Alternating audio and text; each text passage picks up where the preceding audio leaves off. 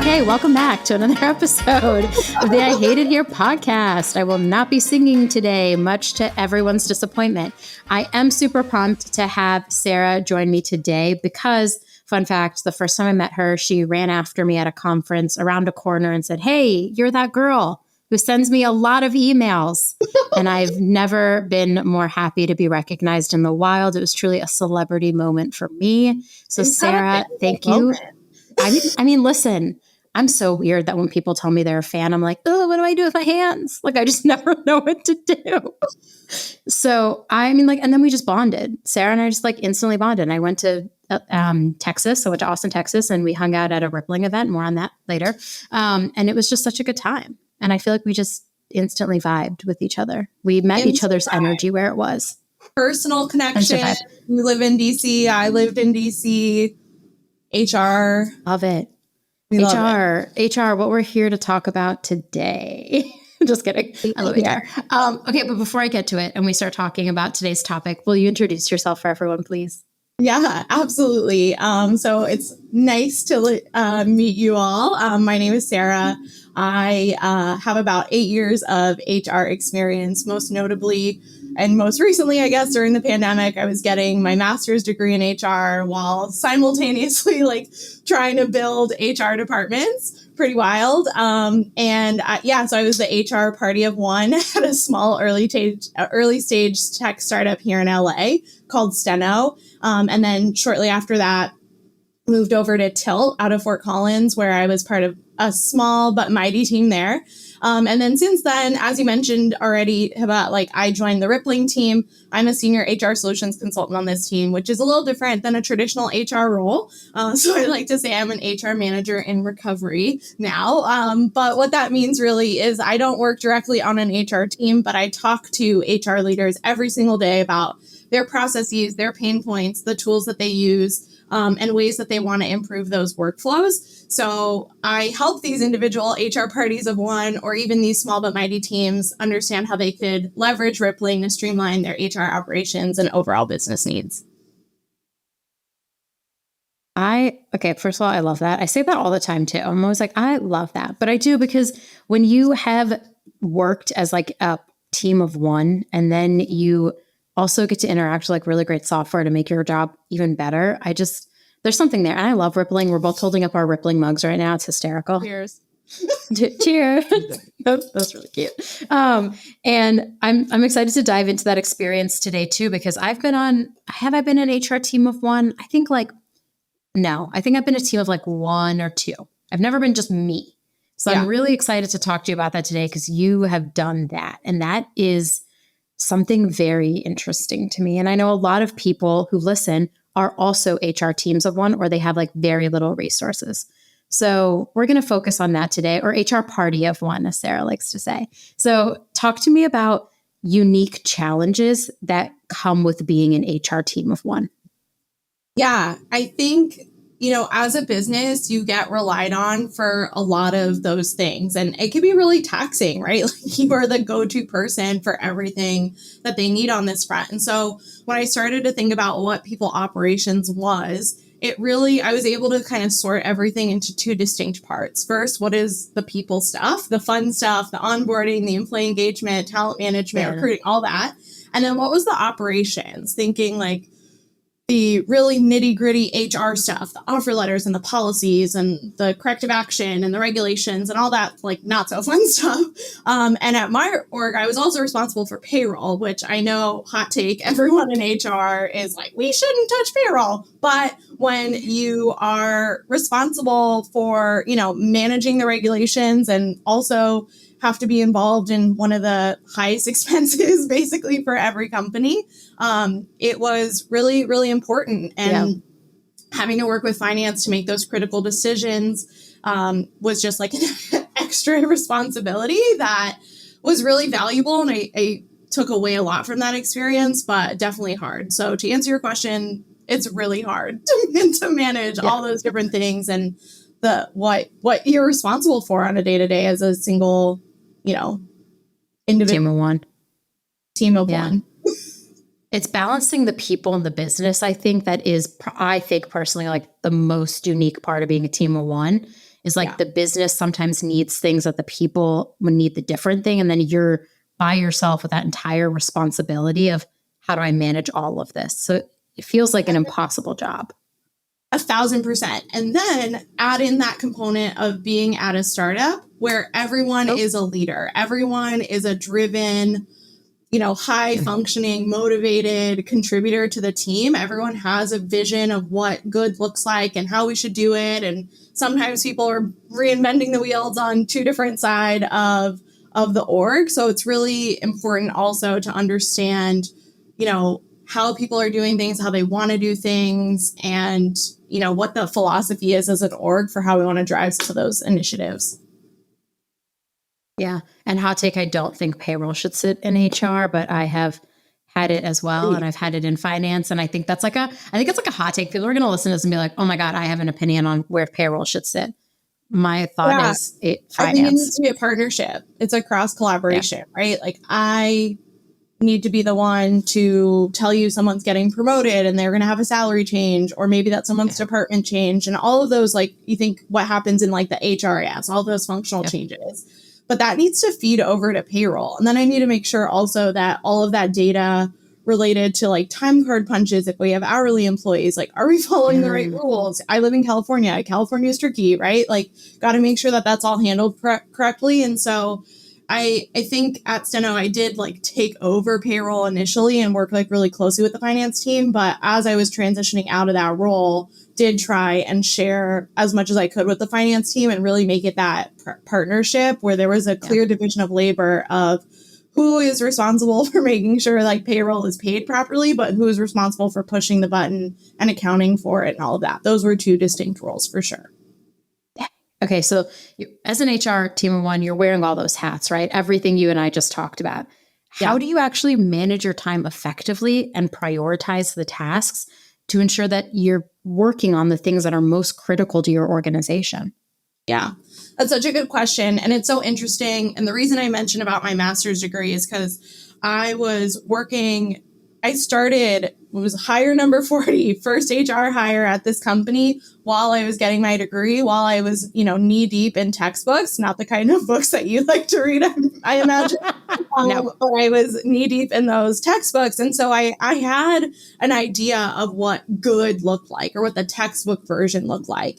And you have to think about what those logical processes are. Okay, someone needs to get hired. What are the steps that need to happen in order for me to onboard that person? Or what does good recruiting look like? And so once you start to think about those logical processes, but more importantly, what's the end goal of that process?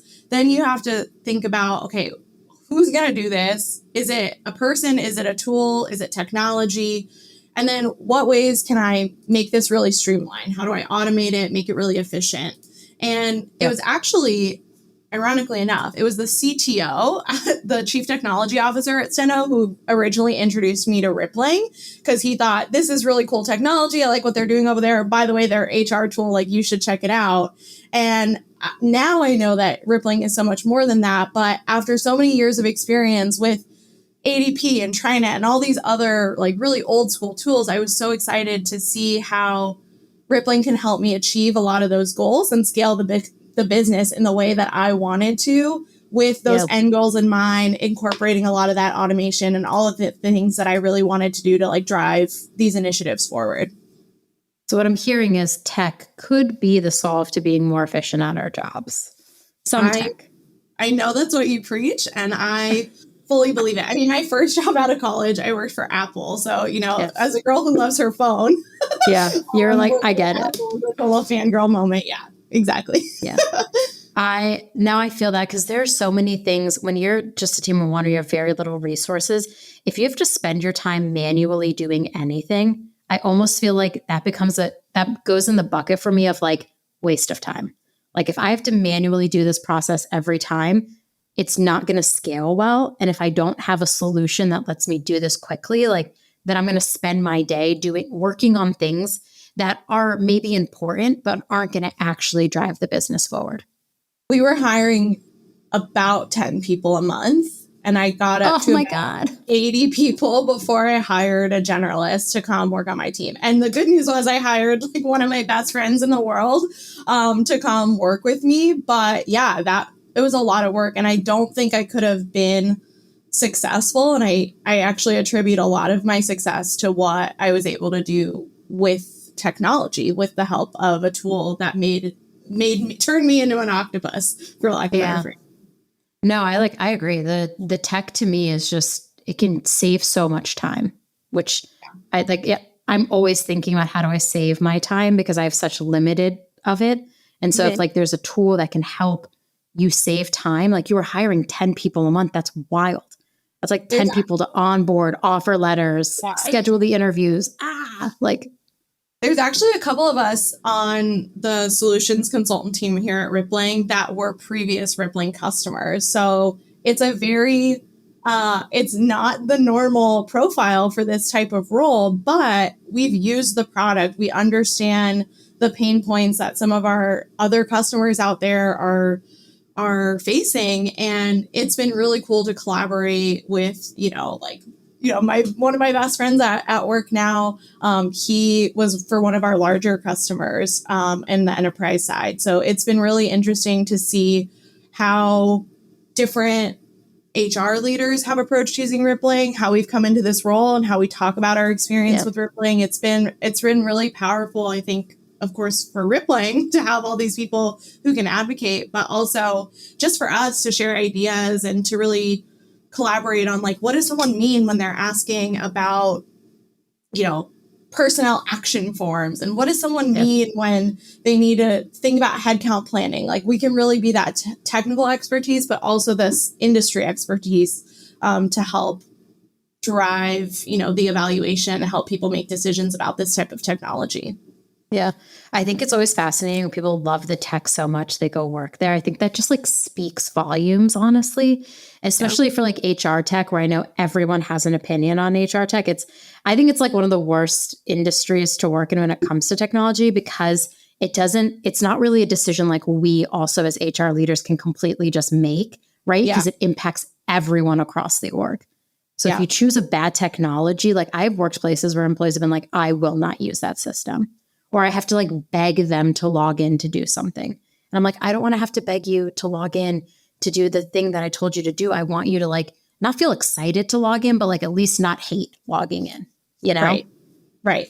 I think that's where it becomes critical you have to get that alignment from your stakeholders early on all things. And it's not just the technology, right? Like something that I didn't do well, actually, in that if I was to go back and do it all again at some of these companies is to take inventory of every single stakeholder and what their idea of good HR looks like, what their risk tolerance is, what their people management philosophy is, and really like take that inventory and use it. So when I'm building these strategic things based on what I think looks good and what I think the company needs, it's so aligned with what the business wants and what these stakeholders want. I feel like there were so many times where I misfired and I was like, this is the thing. This is by the textbook. I'm basically using the paper I wrote for my class last semester and I'm presenting it to my leadership, and it would totally backfire because it was not aligned with their vision of what this would look like. And so if I was to do it again, I would get that spectrum out. I would take inventory and I would do that on a regular cadence. I would do that like quarterly and say like, this is what we have, on our goals list for the next quarter. This is what you've told me so far. Like, I just want to make sure I'm aligned before I try and drive some of these initiatives forward. And it's initiatives anywhere from performance management process to onboarding process to the technology. What technology are we using? Is this going to solve a pain point for everyone, or is this just something that I'm going to benefit from? Yeah, that's such a good point. That like makes me think about I have a lot of questions about stakeholder management, but that's like not what we're going to talk about today because we're an HR team of one. Part two, we can get to, stakeholder management. I could solely rant about that. Like you could be like, Hebba, hit record. And like 3 hours later, I would be done ranting about stakeholder management. 3 hours, maybe actually 5 hours. Okay. So Back to thinking about like prioritization when you're an HR team of one, but when you are a team of one, you have to balance all the various HR functions. Like you said, you were hiring 10 people a month, but that also means like onboarding to growth and development of those people to all these things. So how do you do that when you're the only person on the team? Like how do you work across every HR function, which our job itself is very wide, is like wider than any other function, I think, because we touch so much. It's really hard. You have to balance between the things that are business critical, payroll, terminations, leaves of absence, those things that just like drop on your desk, we need to handle now. And then what are like the business essential things? Well, I need to hire people, so I need to have documents in place. I need to be able to onboard them. What are we doing for performance management? And then there are things that are so important, but they just don't fit into either of those buckets. There's like not enough time in the day. It's the employee engagement, it's the compensation planning, it's maybe actually writing the handbook, especially at an early stage startup. Those are the things that become kind of like left in the undertow, and they don't get the attention they need. It's all the things that's like, well, we'll figure it out. It's like, no, we need to know this now. And honestly, sometimes I wonder if in a past life or even like in a parallel life, I was a firefighter, because I don't know how I did it. And I really, if I look back at that time, I was working 12 hours a day. I was answering phones on Saturday morning, talking to the CEO about like, okay, like we need to talk about this thing that we didn't talk about all this week. And I loved my job at Steno. I absolutely loved it, but it is hard. It is not easy. And so anyone who was hoping for me to say that I have the secret sauce on how to balance that, I don't, but you got to be in for the ride for sure. Yeah, I think that's the thing. Like there's no right answer to the question I just asked, like, because I think it just depends. Like it is, I also think if I went back and did things differently, like I don't know how I did things 5 years ago, like when I had no resources, it just seems like wild. But I think the way you positioned it is like, there are things that have to be done. And there are other things that like you want to do, but you don't actually have the time to do. And I think just being okay saying like, hey, I can't do those things. I think like I'm always afraid to admit failure. I feel much safer in the environment I work in now, where I can say like, hey, I messed that up, or I have a good enough relationship with my founders, or I can be honest about those things. But in the past, I was so afraid to say no, or that I don't have bandwidth, so I would do everything. I think if anyone's listening to this, like I just want to remind you, like you can't do everything. There's some things you're just never going to get to, especially if you're a team of one. Yeah, I mean, and that I think that's true for any job. That is not unique to HR. Okay. I have a whole list of things that I need to do for my current job that are so nice to have things that I'm not doing. So if my boss is listening, I got to listening. She's great. She got all the things that she's supposed to die. No, I mean, it's true. It's challenging. Yeah. I think like every job is challenging. I do think like, I don't know, maybe I should go work in a different department someday, because I think I have like such a bias for HR. I'm like, HR is the hardest. Don't tell me it's not. Like it is the hardest job. But I just think it impacts so much that I feel like there's an added pressure always on us to do everything and to get everything done. Yeah. Whereas I feel like other departments are like, oh, I didn't get to that. And I'm just like, oh, what? Well, I have to tell you though, it's so interesting because I am on a sales team now. And as an HR person, you always think like, oh God, sales, like, I don't know. But, to answer your question, or like to like reiterate the point you were just making about, what's it like being on another team? I'm having that experience now where there are still challenges of, am I creating something that someone else is already working on? Or how are we going to get all these things done? And there's not enough time in the day. And all of these things that are important and nice to have, and pain points and deal breakers and things like that, that we are looking at just on the list of things that we have to get done for a given day or a given week is complicated. And I think the number one skill that I probably got out of my HR experience that is directly transferable is that time management, being able to really prioritize like, what are these things that are business critical? What are the things that are business essential? And what are the things that we'll figure out later? Like, I think that skill is true in any role. Yeah, that's a good point. I mean, yeah, I always think we have it hardest in HR, but that's probably just like I told you, my narrow view of the world. And maybe I need to expand my view more because I've been on other teams, but nothing feels as like important as HR. But maybe that's just because I care so much, and that's where I am. But it's so interesting because when I'm encountering problems in work, I'm always asking myself like two questions, like what is the reach of this problem? Like how far spread across the organization is it? How many people is it going to impact across the organization? So, okay, we've touched on this a little bit. Like we've talked a little bit about like how you prioritize everything and the things you use to like get work done. So I'm going to ask this question though. In a one person HR department, technology tools can play such a significant role. What are some essential HR tools? I had a leader. It's so funny that you asked that because I had a leader once tell me that we should always bear the administrative burden when the benefit is greater for the employee. And I thought that was such good advice at the time. I was like, yes, I will do it. I will take every sword. And now I realize that that was such bad advice because if I'm taking the administrative burden and doing all of these things manually, then I am not actually doing a benefit for the employee. Like it does not make any sense at all.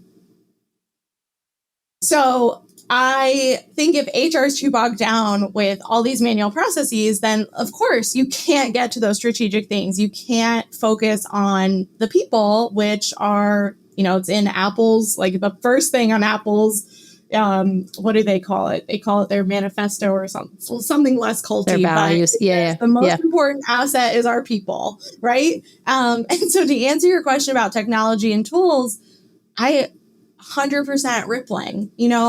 If you haven't heard of Rippling, by the way, we've talked about Rippling a lot, but if you haven't heard about Rippling, workforce management system combines HR, IT, finance, single source of truth, help your team run more efficiently. That's the Cliff Notes version. But I started evaluating Rippling as one of my first big projects at Steno, and I knew pretty immediately that I was impressed and it was going to be our solution, but it was just a matter of like the logistics, how, when, what are we going to do, all of that. We didn't have any processes, and so I was building the plane as I was flying it, trying to implement Rippling. It was chaos. Trying to get a master's degree, madness. It was absolute madness. But I really do attribute a lot of my success in my role at Steno, I said this before, to having Rippling as that primary tool. And, I am drinking out of the cup. I'm wearing the t-shirt, all this stuff. I understand what this sounds like. I work at Rippling, but it's a total fangirl moment for me because I 1,000% believe in this product. I would never go back to an HR role without it. So much so that when I left Steno and went to Tilt, I said, by the way, I think we should evaluate Rippling. And I implemented it again. So if I ever come out of recovery and I go back into an HR role, it's going to be with a team who's either using Rippling or open to using Rippling. Because I fundamentally believe that it made me a better, more strategic HR person who didn't have to think about all the day-to-day admin work. Yeah. I mean, like, I love your affinity for Rippling. Like, no, I love it because, like, I now have used it. And I think there's something to be said that you've used it, implemented it twice, and then went and worked there. Like, that's got to be something. Like, it's my dream. I think I was telling you this when we were talking, like, at the end of the year last year. Like, I can't think of a single product I love that much. So, like, I admire that that's it for you because you've seen what an impact it has had. And I mean, for me, I do love Rippling now. Yeah. Like, I mean, I feel that way about Greenhouse sometimes too. Like, I think it's one of the best ATSs out there. So I just think it's like what you need in the moment that you're in it and what works best for your organization. The thing about tech that I think is so interesting is that, like, I'll be honest, I have picked the wrong solution before. I have, like, evaluated all of them, gone in one direction, picked a software, and then been like, I hate this. And I regret the fact that I picked it, even though I did my whole evaluation process. And so, like, the thing I will say about tech now, if you're thinking about it, is you should find something that's really going to grow and scale with you, which, like, you don't have to go, when you go in with an HR software, you don't have to go wide right away. Because I feel like a lot of HR softwares have, like, modules, right? Where it's like, you could pick this thing or that thing or this thing. And so I think if you're thinking about HR tools today and, like, how to even evaluate one, just pick one that scales with you, which I just think is a game changer, where I feel like a lot, maybe like 5 or 7 years ago, it felt like there were a lot of one-off solutions that you almost had to like Frankenstein together, which drove me nuts. I remember telling someone like the average, and then that's where you all had that. I like the average HR team uses like 9 to 15 tools. I saw that stat somewhere. Yeah. I wonder how many people are on that too. Probably way too many. They're just like, that's like bad resourcing all around. But okay, so I do remember a time in my life where I would have to go to one system, pull down the data, go to our HRIS, pull down the data, go pull our engagement thing in, go pull this thing in. And I would have like 4 different data sets, trying to put them all in an Excel sheet to understand what the F was going on. And I would do it for hours. And I look back on that now and I'm like, what a waste of my time to have to do that. But I feel like back then, and I say back then, it wasn't like the 1900s, but like 5 to 7 years ago, it felt like a lot of HR tools were like little piecemeals that you were like placing on top of each other, layers of a cake. And I feel like in the last few years, we've really seen the trend where it's like a one-stop shop. Like Rippling to me feels like a one-stop shop a lot of times. Yeah. We use Rippling at Work Week. So like I'm also biased. So there's that. But I feel like a lot of HR tools are moving in that direction. And I think we're going to see more and more. Like Lattice just released an HRIS and they started as a performance management system and now they have an HRIS. So I think it's going to be really interesting to watch technology in the HR space over the next few years and see how it continues to evolve. Because I just think like there are going to be some clear front runners. I mean, like you will always have your front runner. I may always have mine. But I'm intrigued to see like what emerges and what continues happening over the next few years when it comes to HR tech. It's really kind of awesome to see how the space has really latched on to this concept of a single source of truth. But, now I have to say this, Hebba.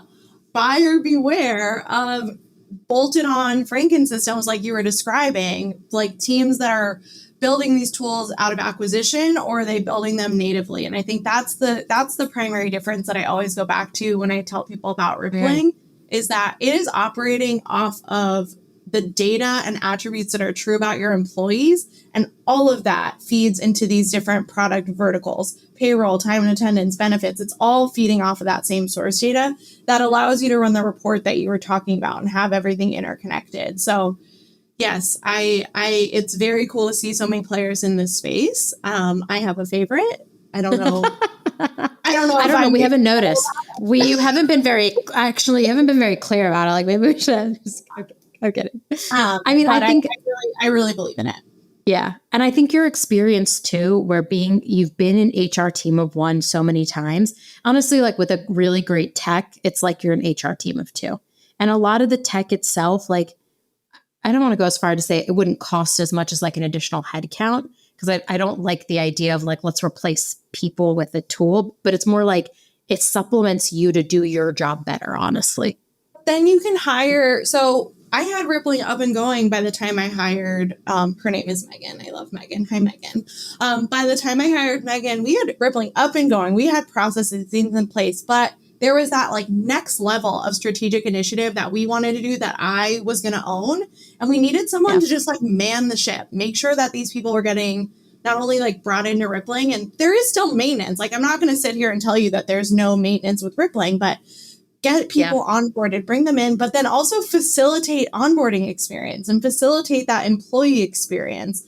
Those were two distinct roles that leveraged Rippling, but it wasn't another person. Rippling didn't replace the value of having a human. It just freed us both up to do more in a given week. Yeah. I remember one time when I was in so many systems, someone asked me a question and I was like, I'm going to need an hour to answer that. And they were like, you can't look that up right now. And I was like, no, I cannot. Because that system doesn't talk to this system, which talks to this system. And the answer you're looking for, I actually have to go to 3 different systems to get you a real tangible answer. Yeah. Yeah. So, I mean, I love the thought of like freeing up our bandwidth from the admin and like the daily, the nuances that come with this, like the processes that come with being in HR, freeing up our mind from like doing that manual stuff to being able to think more strategic is like a huge unlock for a lot of HR leaders. Free smart people to work on hard problems. That's what it says on a wall somewhere in a rippling office. But that's true. I love it. Exactly what you said. You came to that conclusion before I even said it, right? Like, Yeah. But that's exactly what we're after. And I lived it. I believe it. I think it's really easy for someone to listen to this maybe and think that this was a rippling ad, but this is just like truly what I would tell anyone who asked me. Yeah. I mean, you have the experience, and I wanted to hear about it because I think there are so many people that are trapped in I don't want to say trapped, that's the wrong word. There are so many people that are an HR team of one and don't have the resources they need and do spend most of their days working on the daily grind instead of focusing on how do I actually help this organization move into the future. Yeah, I think HR, ironically, is one of the most important parts of a business's operations. You said this before, but it's also, and very often, and I think incorrectly, sidelined as this like non-critical function. But if you think about it, HR people aren't necessarily the first department that's hired, but they're often the ones that like will help turn the lights out when it's all done, right? And so I think it's really important to think about how you can get alignment really early on, as I also talked about before, just making sure that you are really advocating for the resources that you need to drive the goals of the business. And it all comes back to finding out what those goals of the business are, who your stakeholders are, advocating for better resources, creating initiatives that are aligned with all of those things, and advocating for resources that make HR a more efficient process and a more efficient priority. So I fully, plus one to everything you just said. So how would you recommend someone do that? So many people are in this situation where HR is like still seen as this like secondary, not important function. Yeah. How would you advocate if you're like a team of one? How would you advocate for HR initiatives and communication and communicating the value to those leaders that really don't view us as a primary function? It's creating a use case that ties back to ROI, right? Return on investment. So I want to build out performance management. Leaders don't think it's important today, or, maybe execs don't have time to focus on that as an initiative, but managers are asking for it. So I have to balance two groups of stakeholders and think about how I'm going to approach that. I think you start by understanding why leaders don't want to focus on it. Do they not have time? Do they not think it's necessary? Like, why? Why no? And then talk to those managers about why they're asking for it. Are employees asking for it? Do they feel like it's something they need to do? Like, what's the why there? And so you take all of that data and now you build a plan based on the information you have and present that to all the stakeholders and say, this is what I'm thinking, low touch or high touch or however, whatever we think it should be. Does this align with what we think we want as a first draft? And so when you take the time to, again, take that inventory, understand what you need, build something that's aligned with that need, and present how it can have a good return on investment based on the specific pain points, you've just added value in a way where people might have thought wasn't needed before. And it can be something that you think about and that you spend the time to ideate that other people don't have time to imagine. If your CEO or your execs are telling you they don't have time to think about this right now, no problem. If you were to think about it for 5 minutes, what would be your thoughts? Give them to me. Let me come up with a solution, in the next few weeks. I love that. Bringing it back to I think the switch with HR going from like this like secondary paper pushing industry and function to us actually being a strategic seat at the table, a big part of it has been that more and more CEOs and founders are understanding these people, like you said, Apple's manifesto, whatever, like that people are the priority. And I think like everything we do as HR, like isn't so important to those people is going to impact and touch everyone across the organization. So if you are dealing or you're in a situation where HR is seen as a secondary function, I love the advice Sarah just gave. Like that was like a master class in how to get what you want, get your initiative across the line. And I think you did it in the exact right way. Like understand the problem, find your advocates and your allies, like get their feedback early and frequently and show them why it's important. 101. But you know, it's so hard. It's easy for me to articulate now, but in the moment it is so hard. So I think start small, right? Like start with a small thing. People don't like the LaCroix flavor you have in the fridge at the office. Okay, well, like, how are we going to address that problem, right? Like, maybe that minimizes what I'm trying to say here, but I do think that that's the point. It's like a lot of the things I'm talking about or the examples I'm giving are kind of these big processes, performance management, onboarding, right? It's like all of these big kind of structural parts of the org. But I do think that you can start really small, do some pulse surveys, understand like what people feel like they need or want, why they want those things, and start building from there. I think the important thing to note, though, is that these things don't just change over time, but when you create a plan, put together evidence, and kind of rinse and repeat on that for as long as you need to, that's where you have a more compelling case, and that's where you really position yourself as part of the business operation. That's the last thing I'll say is that I think HR departments are old school, right? My mom has been in HR her entire career. I won't tell you how long that career has been because she would be very mad at me.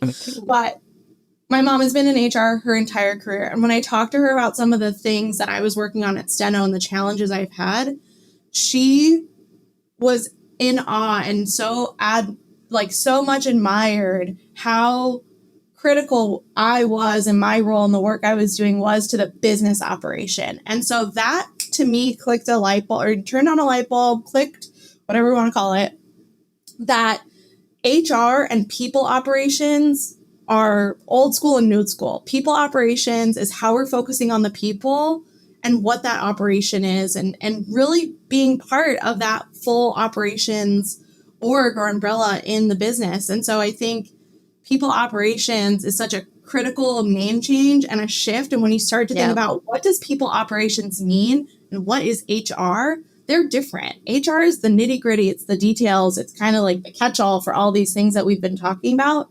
But people operations is the strategic approach to managing your HR function. And that's why I call myself a pop star, not because, I'm like good with a microphone, because I am not. Can't sing. But I really, really believe that people operations, when you start to think about people operations, that will have a significant mind. I love that. I have two things to add. One, the best compliment I've ever received was from a former head of engineering I worked with. And as I was departing the organization, he said, I just want you to know, out of every HR leader I have worked with, you have been the first who has balanced what the business needs with what the people needs are in perfect harmony with one another. Yeah. And I think about that on like my really sad days of doing this work. I think about that compliment quite frequently because that truly is how you become, I think, like the best dang HR and people operations person out there. Yeah. And you start to understand the needs of the business and you have a filter through the needs of the people and you're able to balance those two. And sometimes it feels impossible.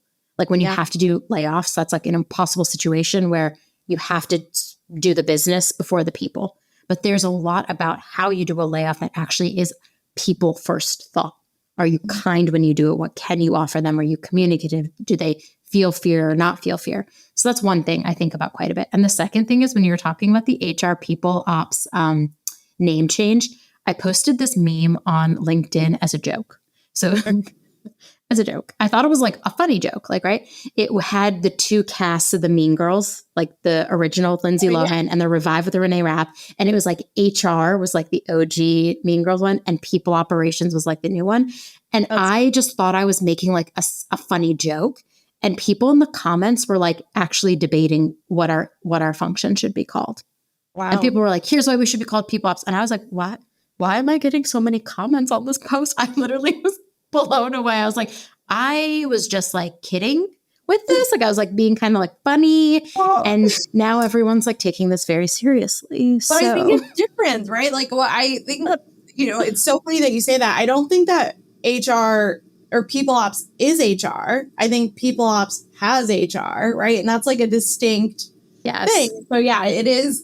Yeah, that's so. And now I'm going to run over to LinkedIn and look at those comments because I'm curious to see what there were like 40 or 50. I was like, why are people commenting on this? This was literally just a joke I was making because I love Renee Rapp and I love Mean Girls and all my branding is Mean Girls related. Like, what? Okay, Sarah, I've like loved our discussion today. Being an HR team of one, I just don't know how you did it. And I feel like you're going to look back on that in 10 years and be like, wow, I never want to do that again. That's how I So I joke all the time. I have so many white hairs. You can't see them, but they are there. I like stick them in the dark hair so like you can't see them. Okay. So for people who are an HR team of one or are currently dealing with this and are listening, what advice do you have to share? Someone just gave me this advice and I really had to pick my jaw up off the floor. But the best advice that I've gotten recently and the advice I'd give anyone listening is you have survived 100% of your worst days.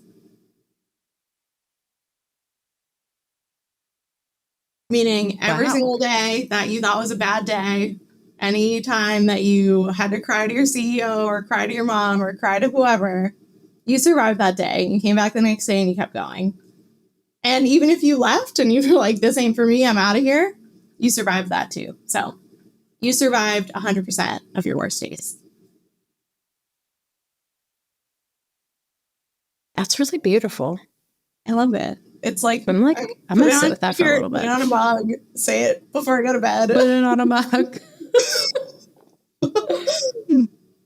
I love that advice. I also, sometimes I want to give the advice to people like, it's not that serious. But actually, a lot of our job is really serious because we are heavily regulated. That's not good advice for an HR person. By laws. Actually, never mind. I'm never going to give that advice. Not a good advice for an HR person. Maybe like, I don't know. Maybe my advice should be, and now I feel like I have all this pressure to give really good advice too, because that was like so beautiful what you gave. Maybe my advice will be that you can't do everything really great. That's like another thing I've been working on. Like you can do a few things and be great at them. You can't do everything and be outstanding at everything. I just think that is impossible. Yeah. Yeah. So my advice would be like, think about the 3 or 4 things that you can do really well. And if you have like 15 things on your plate, really ask yourself, like, are these things going to move the needle forward for the business and the people? Yeah. And if the answer is like no, and you're not like legally required to do it, I don't think you should do it. Yeah, that's where it goes back to the buckets, right? Yep. Business critical, business essential, nice to have. Got to prioritize all that. Love that. Okay, so for people listening, how do they get in touch with you? Oh my God. Hi, I'm Sarah. You can find me on LinkedIn. LinkedIn with the rest of us. Yeah, I'll link to your profile in the show notes. I always ask people like how, in case you have like a special way where you're like, I actually have this dope TikTok following. You could follow me there. Call me, beat me if you want to reach me. Call me, beat me if you want to reach me. I love that. I still tell people that, my text tone is the Kim Possible beep, right? My mom's is the nose wiggle from Bewitched. And I think it's so cute. I love that. That is adorable. Okay, with that, I am so thankful you agreed to join me today. I always have a good time when we talk, and you've seen it all. You've seen some stuff and you came out the other side. There's a great book on my bookshelf called You Can't Make This Shit Up. And I'm pretty sure both of us and everyone listening probably could write that book themselves. It's all about HR, it's like chicken soup for the HR soul. So would recommend. Oh my God, I love that. I used to read those chicken soup books growing up, and I would truly just sob in my room, and my mom would be like, stop reading these. You are way too emotional. Every time you read them, you're always crying for days. And I'm like, but thank you so much for the HR soul. I love you. Oh my God, do that.